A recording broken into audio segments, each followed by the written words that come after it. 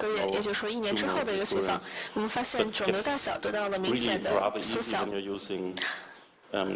那如果是有了导航系统，它其实整个的手术过程都会非常的容易。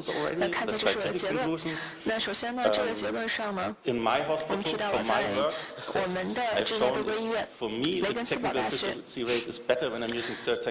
我们一般都在经皮消融、肝脏恶性肿瘤方面，我们发现立体到定向的微波消融在技术有效性方面呢是要比 CMWA 要好。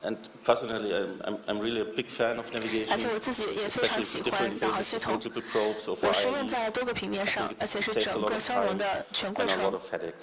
它可以帮助我们减少并发症的发生。Thank you. 好的，这是我的内容介绍，谢谢。